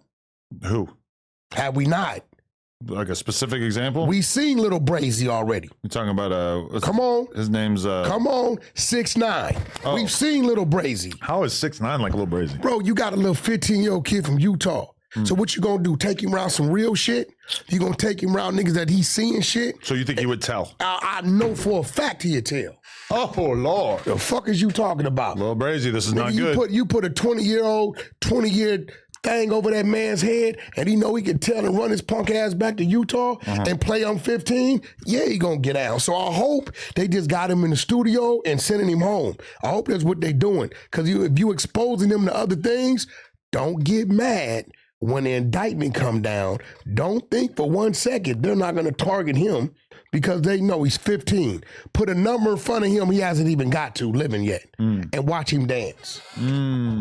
This real shit. I mean, he just keeps getting confronted. This is why 6ix9ine speaks what he speaks. Hey, y'all don't get involved in that. Because when the shit hit the fan, you ain't gonna like it. I personally do not entice or influence or agree with anybody putting on or motivating any kid to gangbang. But okay, this is the issue. Before he even gets caught up, is that he's already got like 3 or 4 different videos that have come out of him basically getting punked by rivals. And so to me, that's not even the problem. The problem is that as he gets older, as he gets more off the porch, he's going to get sick of getting punked like that. And at some point, maybe he pulls out a gun and starts shooting at the guy who's confronting him. I feel like that's the most likely end to this story, unless he gets people around him that are able to kind of prevent that from happening. But I feel like he's so in love with the bullshit right now. Like he loves, we asked him, we said, so what's it like growing up in Ogden, Utah? He thinks about it for a second. He goes, we beef with the Nortes. Like that's the first thing he said. Like that's all he's thinking about is who his ops are. Like you got to look at Lil Brazy and understand this is a child of J-Bo. Like this is a kid who he was brought up on J-Bo to such an extreme extent. J-Bo ain't never met this kid. It doesn't matter. That's not what I'm saying. I'm saying that he's a J-Bo disciple to the point where it's almost like indistinguishable. J-Bo ain't never met this kid. He about to go get 30 years on purpose so he can be in there hanging out with J-Bo. Yeah, but that's what I'm saying. Stop putting that on J-Bo. Dude already in there. I think you're misinterpreting what I'm saying. I'm not saying it's J-Bo's fault. I'm saying that J-Bo is so influential to this kid through his music, which does not require a one-on-one interface, that I think that he's almost like you're seeing what's to come, because this kid, we've got a whole generation of J-Bo copycats on the way up. That kid chose to listen to J-Bo's music. Is on that kid's parents to monitor what their children listen to. Can't put that on J-Bo. It says explicit lyrics. I feel like you're intentionally miscomprehending what I'm saying. That man looking at 30 years, man. Yeah, 30 years. How do you feel about that? And it's really just for riding around with a machine gun and some weed. Yeah, but I mean, I'm pretty sure it's something else. Well, at this time, it feels like he's just a felon with a machine gun and some weed. Now, let me get this right, because you always talk about this dude. You're a big fan of this dude. Huge fan. He was doing time. He got out. Got a big deal, a couple million, right? When he got out, right? I don't know exactly what he did signing-wise. But then I remember you bringing it up. He was involved in a high-speed chase, went back to jail, right? Yeah, I think that's what we're dealing with now. And No, and then he cut his ankle monitor off and went to Arkansas. Well, they had to let him out. Okay. Because I remember when you told me they let him out, I said, that's odd. They let him out, and then he cut his monitor off and ran. Yeah. And I guess they found him in Arkansas. Yeah. I mean, he's just in love with the bullshit. You know, he's just not ready to just chill and be away from all that shit. Like, you know, wasn't he on NBA's tour? He was supposed to schedule. He was supposed to be. That's one of many like amazing opportunities that apparently is not going to happen as a result of his inability to stay out of trouble. And this is why the labels. This is why California can't have nice things. No, this is why the labels are frowning on street rappers. I do not blame them. Because it's like, bro, I think somebody gave him a couple million. Yeah. I believe it. Ain't no way to recoup that. But now they stagger the signing bonus, right? They give it to you in increments, so you probably didn't get the whole thing. Well, I mean, I don't know how they did it, but in some cases, they give you your bag. I don't think they really do that much anymore, though.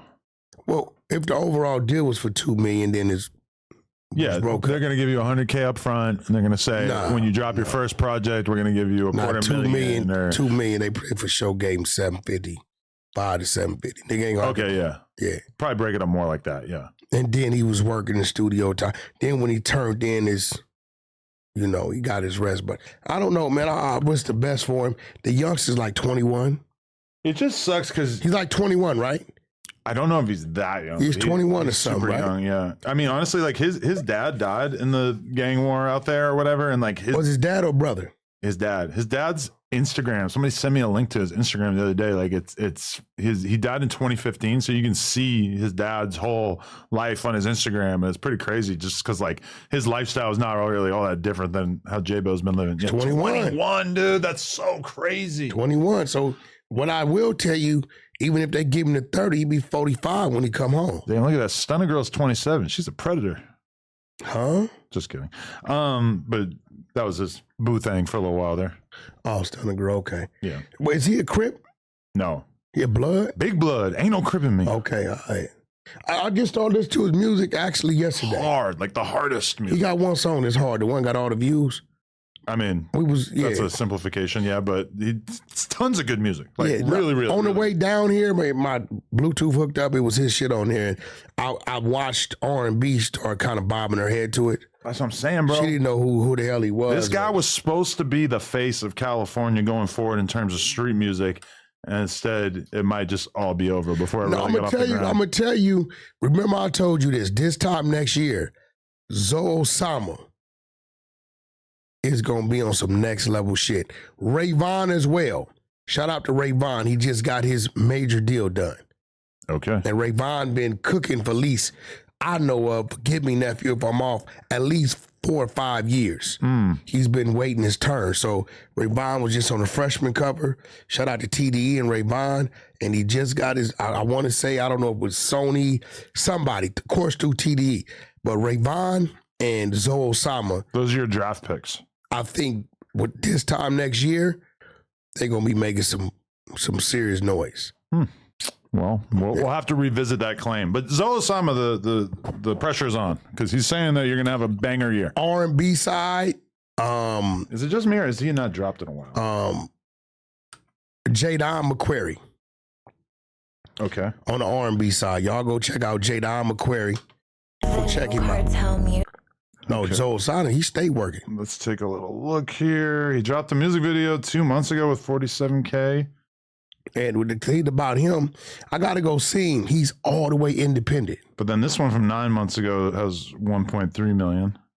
And he does crazy when he drops his project. I hesitate to put too much emphasis on YouTube views because they are a little Mickey and tricky sometimes. But yeah I mean, and I want to know what his Osama project sounds like in 2025. I'd like to see what he's got at this point. He's doing great. He's doing great on the stream. His last project was 6 months ago. So realistically, I could just go listen to that. But I think has it been 6 months? Yeah. On the east side, yeah. What kind of description is this? Usually I'm drug free, but shit, I'm the homies. Does he mean I'm with the homies? Probably so. He's all the way indie. I think it's time for me to go sit down with Zoe and put him in a situation so he can step it up. What, you think you're the X factor that can take him over the top? Yeah, definitely, because he trusts me, and I got an obligation to him. I can't do nothing but good business with him. Okay. I'm fact checking you in real time. Is Osama signed to a label? Yes. No. Okay, he does. He has a joint venture with Empire to release music under his own label. You know, that's what that is. Figured. That's not a major, though. But shout out to Ghazi. Okay. All right. I got to go finish some stuff up. I'm about to go to take a few days off. But you just going around the corner, though. I thought you was leaving. A few hours. Yeah. What the you doing over there? It's so boring over there. Listen, the Armenians like to hang out in extremely hot places that are not near the ocean. So, what are you saying at the Hard Rock? They got a little Hard Rock over there. I don't know. It's boring. It's like 105 right now. Yeah, I mean, unless you're gonna be going, it's a casino like 20 minutes up the road, though. You know, just going to the casino when you have a kid just doesn't really do it for me. Yeah, well, I mean, shit. You know, it's some nice homes over there. You know, I used to have to go over there every year. My daughter used to do a cheerleading competition over there. Really? A big one. So I was stuck over there 3 days at a time. From your perspective, is cheerleading a good thing to get your daughter into? Definitely. Okay. Because my kid's showing a lot of interest in it. Yeah, take her to the competitive cheerleading. Put her in the competitive cheerleading. Okay. My daughter started like 6, 7. And you're going to be traveling, but it's great being a cheer dad. It's real cool. You want to hear a gay child story that I can tell you real quick? Gay child? Not gay, but like corny dad tale. Corny dad. There we go. That's better than gay. Yeah. Last night, I'm putting her to bed. I'm laying there. I'm on my phone. I wait till she falls asleep. I wait like 15 minutes after she falls asleep. And then I go to creep out of her room. As I'm getting up, I pick up my water bottle off her desk and I kind of clinks against her water bottle and it makes like a almost bell style noise. She starts freaking out. She wakes up, Dad, don't leave. You can't leave. Like, she doesn't like me leaving her room until she's already fully asleep. I'm like, Parker, you got to go sleep. Like, you got to be able to fall asleep without me here. She runs after me and goes, you broke my heart. Like, she doesn't really know like what she has broke my heart means or infers, but she said, like, I thought it was, now? I'm trying to tell you a fucking anecdote. You don't even react to it. No, you need to put her, bro. You need to get her agent. An 8 for acting? Bro, if you got that's what I'm saying. How old is she? 4.5. Bro, to be 4.5 and have that personality, you need to go get her agent, She's just like figuring out what words mean. She doesn't understand that that's kind of like a weird. That's why she needs an agent. I don't want her to be a fucking actress. I mean, bro, like, let her run. Like, she's doing innocent. I want her to be a kid. No, not actress. I want to get her a job. No, like 4.5, kind of young for a job. No, but what's wrong with her doing like kid stuff?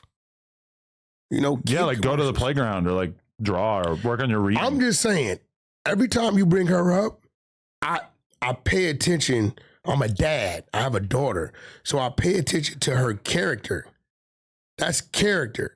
Like, I know. She's serious, but she's like exaggerating. I just think parents who like want their kid to be an actor are weird. No, I'm not being an actor. I'm just saying, like, bro, like a model. Like, you're just gonna spend your kid's childhood bringing them to auditions. Not at all. People love that. People like spend their kids' whole life doing that. I'm just saying, like, bro, if she has it, if she has a talent for it, okay, bro. If she has a talent, then she can figure it out when she grows up. For now, just be a kid. What you need to do is go get a rocking chair for the room.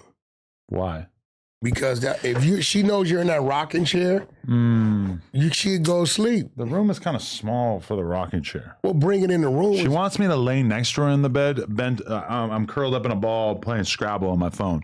And then sometimes she'll look over my shoulder while she's supposed to be falling asleep, and she'll go, you're not playing Scrabble. So call me out on it. So is it a twin size bed or a full? That's a pretty big bed, yeah. Oh, okay. But you got to break her from that.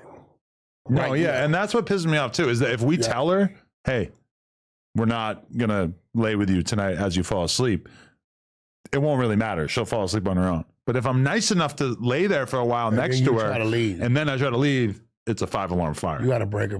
See, the big difference between white people and black people, right? What? Your ass start crying, you guys go in there and say, Parker, black people, I'm going to really give your ass something to cry about. You don't shut the fuck up. I kind of know that deep down inside, but it would feel a little racist if I said it. But yeah, it is a little bit of a different I'm just saying, bro. Them kids know it. Yeah. My kid is like opening up to like my friends a lot though, because Michael, who filmed the trip that we just went on, she fully like goes outside when we're getting in the Uber, is having a full-blown conversation with him, where previously if she met any of my friends, she would just kind of be quiet and it would take her like a long time to warm up. Her personality, she's starting to open up more. But be careful of that. Why? Teach her stranger danger. Don't let her get too comfortable with nobody. She's still at a young, vulnerable age. And some of these people, although you know them from this or know them from that, you don't know how weird some of these people are. So be overprotective of your kids with any of that shit. She's only supposed to be like that with you and with the immediate family, moms, pops, shit like that. Other than that, fuck that. True. I definitely do notice that she's still freaked out by strangers. Yeah. That's a good thing. Yeah, you got to hold on. Stranger danger, but shout out to Parker. Shout out to Parker. Shout out to Diddy. Shout out to R&B. Donnie on the boards. Adam and Wack. We made it to episode 100. If you want to see episode 101, cop the membership. It'll be out in like a couple days, I think. Appreciate y'all. We out. Smack that like button.